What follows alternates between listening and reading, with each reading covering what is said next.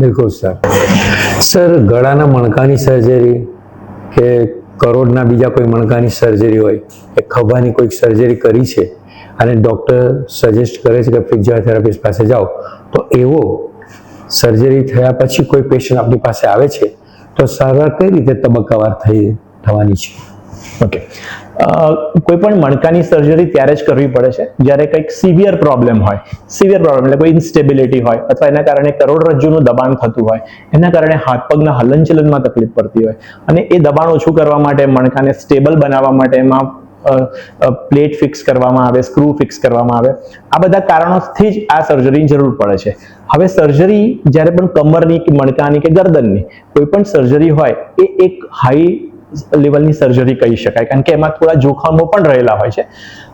Surgery પછી તરત પેશન્ટની recovery પર ધ્યાન આપવામાં આવે છે. આજકાલ સર્જરી પછીની જે રિકવરી હોય છે એના પર ડોક્ટરો ખાસું ફોકસ કરે છે અને દર્દીને બને એટલો ઝડપથી એને મોબાઈલ કરવાનો અને એને રૂટીન લાઈફમાં લાવવા માટેનો પ્રયત્ન થતો હોય છે. સર્જરીની ટેકનિકો પણ ઘણી સારી હોય છે, પણ ત્યારબાદની જે ફિઝિયોથેરાપી છે એ સૌથી મહત્વની હોય છે, કારણ કે જ્યાં પણ સર્જરી થાય, શરીરનો કોઈ પણ હિસ્સો હોય, મણકા હોય, ઘૂંટણ હોય, ગમે ત્યાં હોય, જ્યાં પણ સર્જરી થાય ત્યાં જે ચીરા મૂકવામાં આવે, સર્જરીના ઇન્સિઝન્સ મૂકવામાં આવે, ત્યાંના લોકલ મસલ્સ બધા ડાઉન થઈ જાય, વીક થઈ જાય. જે 5 ગ્રેડમાં કે 4 ગ્રેડમાં કામ કરતા હોય સીધા 1 ગ્રેડ પર આવી જાય. હવે એ 1 ગ્રેડ પરથી પાછા એને 4-5 ગ્રેડ પર લઈ જવા એ કામ ફિઝિયોથેરાપિસ્ટનું છે. બહુ જ મહત્વનું કામ છે. એના વગર આ સર્જરી અને એના રિઝલ્ટ અધૂરા છે.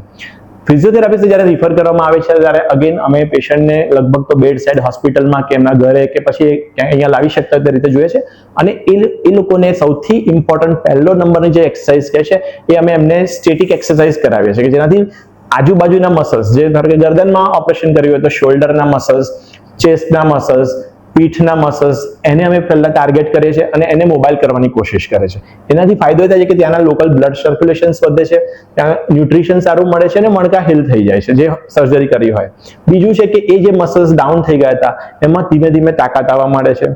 ત્રીજું કે એ જગ્યા પર જો કોઈ પેન હોય કે જ્યાં કંઈક નાના મોટા દુખાવા હોય તો અમારી પાસે અત્યાધુનિક મશીન છે, જેમ કે interferential therapy, TENS, trans electrical nerve stimulation, electrical muscle stimulator, laser therapy, shockwave therapy, જે આ હિલિંગને પ્રમોટ કરે છે, પોસ્ટ સર્જિકલ હિલિંગને પ્રમોટ કરે છે, એ અમે સિલેક્ટિવ જગ્યા પર આપીને એ હિલિંગને પ્રમોટ કરવાની કોશિશ કરે છે, જેનાથી એ રિકવરીનો રેટ બહુ ફાસ્ટ થઈ જાય છે.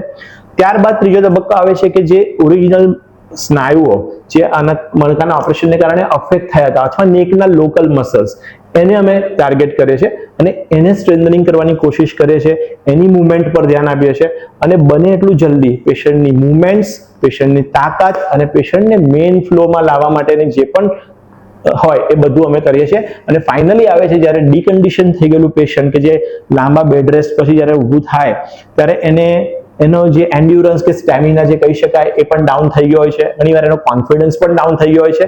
તો એ સાયકોલોજીકલ ટ્રીટમેન્ટ, એ physical treatment, endurance building, stamina building treatment એ પણ અમે અમારા સેન્ટરમાં આપીએ છીએ, જેથી પેશન્ટ કદાચ થોડા વખત પછી એ સર્જરી થઈ છે એ વસ્તુ ભૂલી જાય છે અને રૂટીન લાઈફમાં આવે.